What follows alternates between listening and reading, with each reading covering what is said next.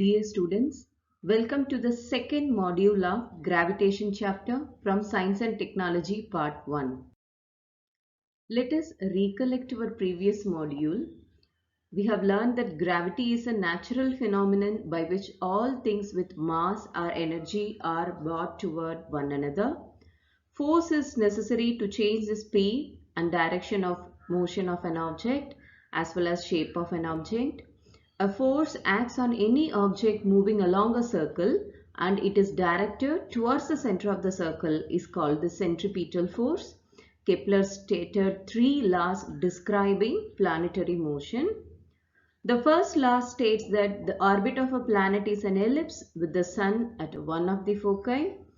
The line joining the planet and the sun sweeps equal areas in equal intervals of time is the second law proposed by Kepler. And the third law states that the square of its period of revolution around the sun is directly proportional to the cube of the mean distance of a planet from the sun. In this module, we will be learning about Newton's universal law of gravitation, the unit of G, center of mass of an object, uniform circular motion or the magnitude of centripetal force. We are also going to learn about high tide and low tide as well. About Johannes Kepler. Kepler was a German astronomer and a mathematician. He started working as a helper to the famous astronomer Tycho Brahe in Prague in 1600.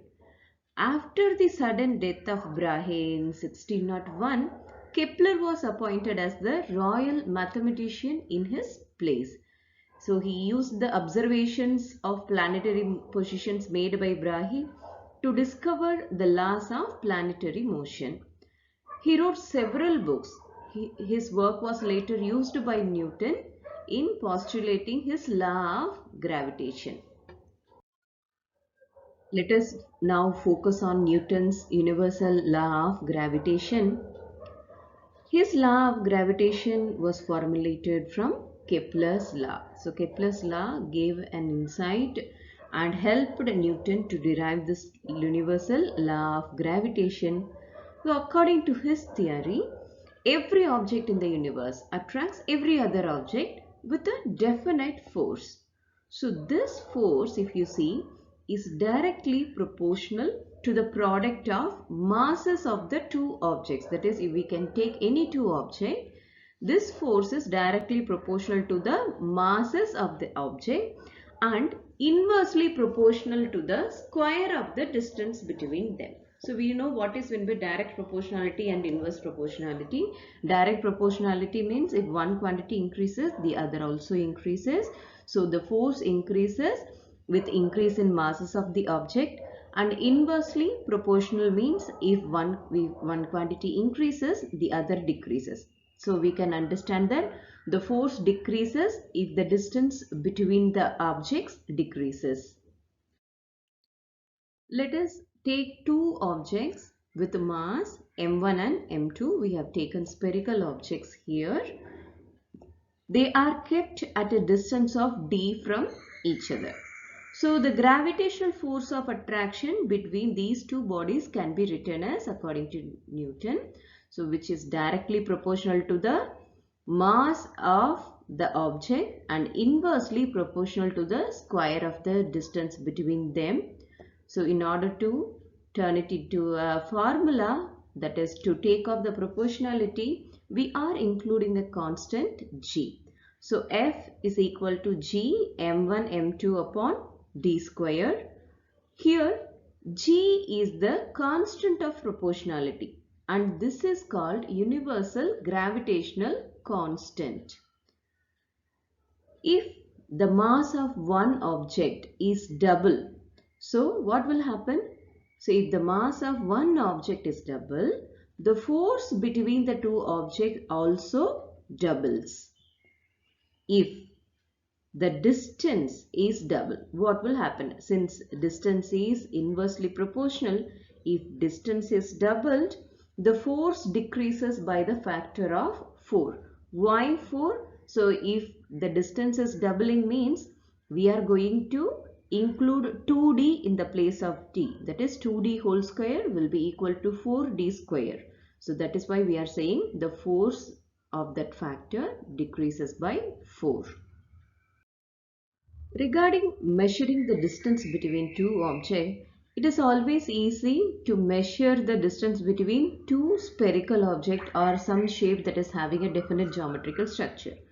So take for example, if two spheres are taken, the distance is measured between the center of the object.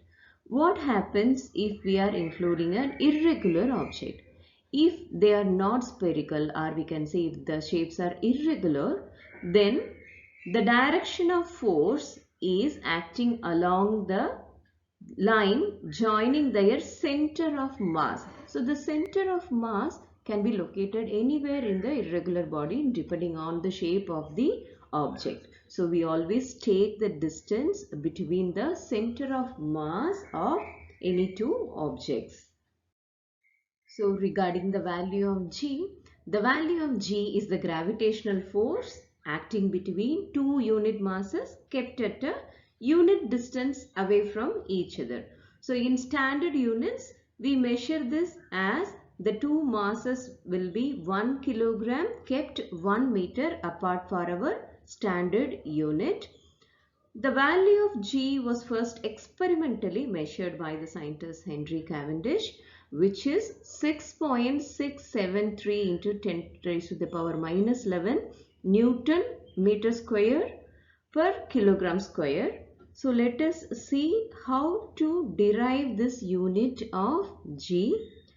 So according to Newton's formula, we know that F is equal to G m1 m2, that is mass of the object, upon d square.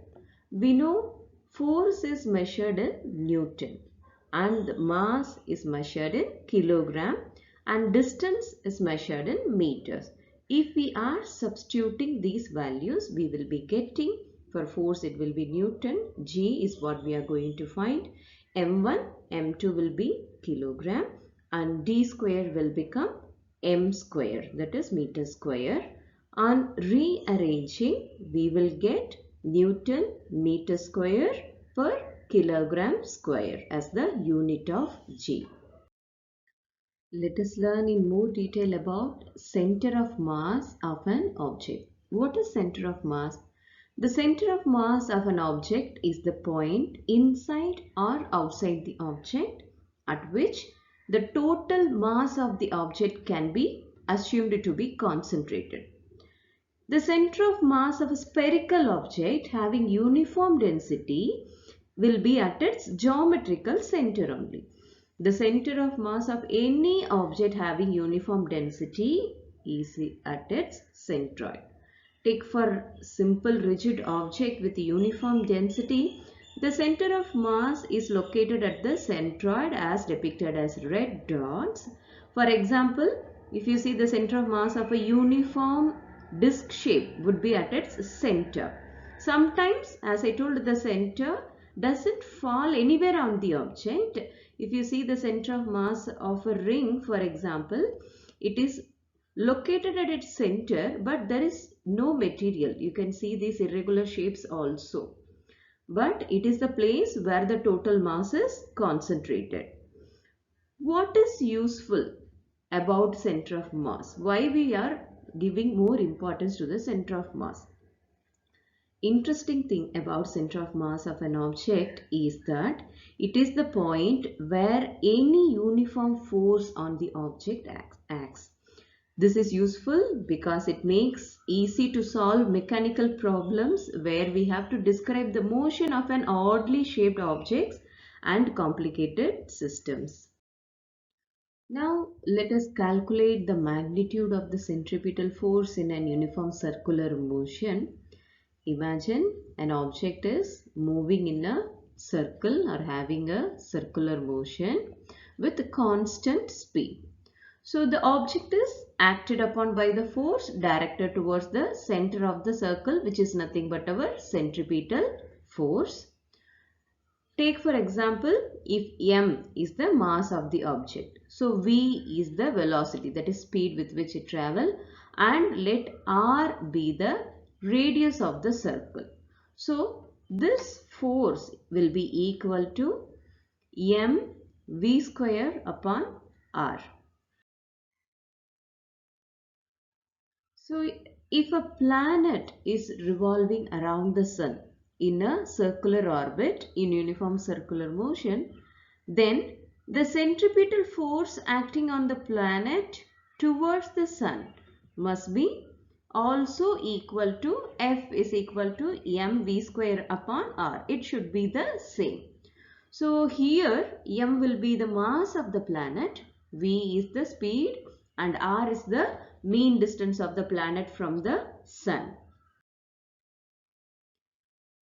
We know that the distance traveled by any planet in one revolution will be equal to the perimeter of its orbit, which is nothing but 2 pi r. So where r will be the distance of the planet from the sun, we know we have to calculate the mean distance. So t is the time taken. Here the time taken by the planet is called the period of revolution. So we know the formula to calculate speed of any object, which is nothing but distance upon time, our old formula. So here speed is nothing but the velocity of the planet will also be equal to distance traveled by the planet upon time taken by the planet. So the distance traveled by the planet is nothing but the perimeter of its orbit, which is nothing but 2 pi r here, and the time taken is its period of revolution, which is nothing but t. So we know this formula for centripetal force, F is equal to m v square upon r, and we have obtained a formula for v, which is nothing but 2 pi r upon t. When we substitute in this formula, we will get F instead of v square, it will be 2 pi r upon t the whole square. On further solving this, I will be getting m will be as such. This 2 square will become 4. This pi will be pi square. This r become r square. And obviously the t square will be moved to the denominator, making it t square r. So on further reducing the formula, that is we have r square in the numerator and r square in the denominator. So what I can do, I can cancel out this 2 and r here. So my formula will become 2 pi 2m pi square r upon t square. So multiplying and dividing by r. So here I am multiplying and dividing by r. I will get 4m pi square. This r becomes r cube. Here r square will be there in the denominator. So I can rearrange the formula in this manner. Okay.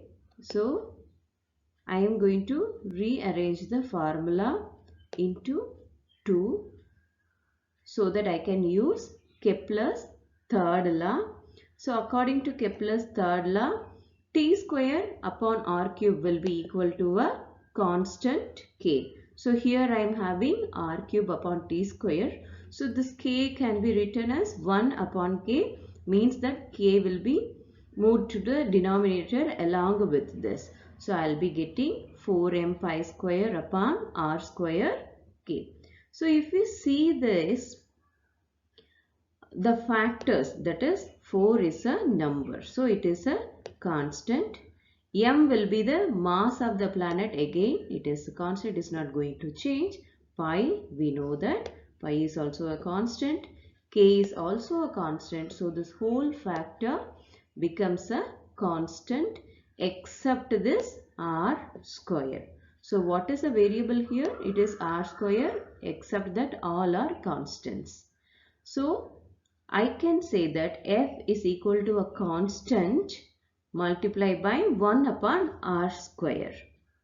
So therefore f is inversely proportional to the square of the distance of a planet from the sun. This is called inverse square law.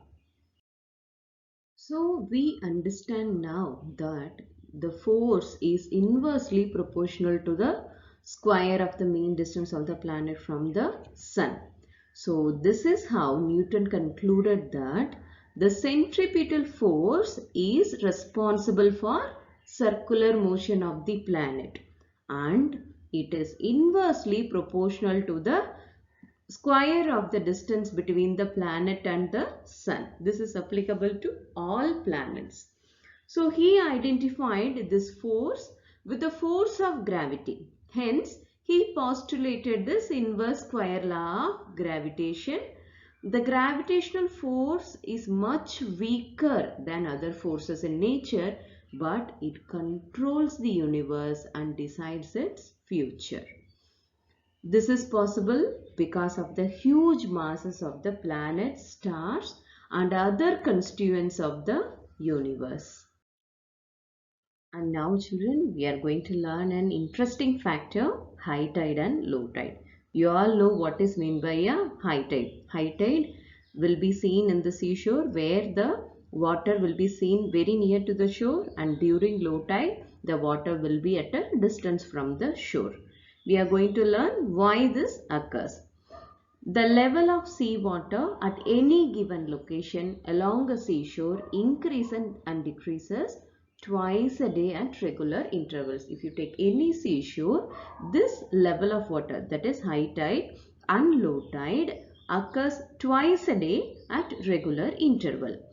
So if you see, this high and low tide occur at different times at different places. It is not same in all the places.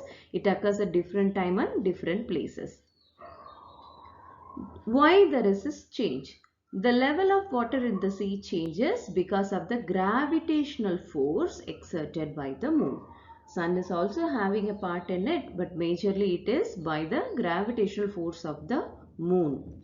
So when water is directly under moon, it gets pulled towards it, and the level of water goes up, causing a high tide at the place.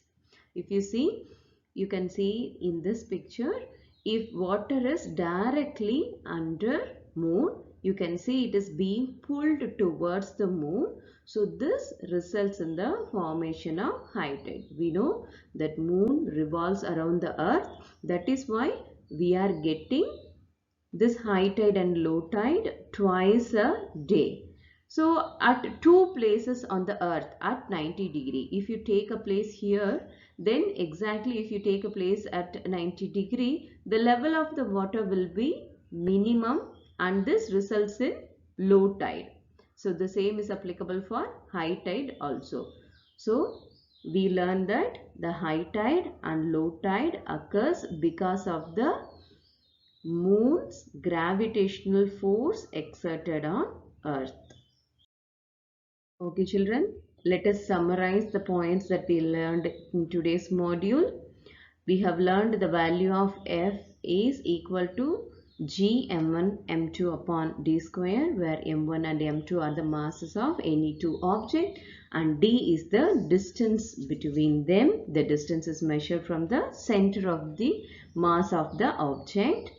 So G is the constant of proportionality and is called as universal gravitational constant. The unit of G is Newton meter square per kilogram square.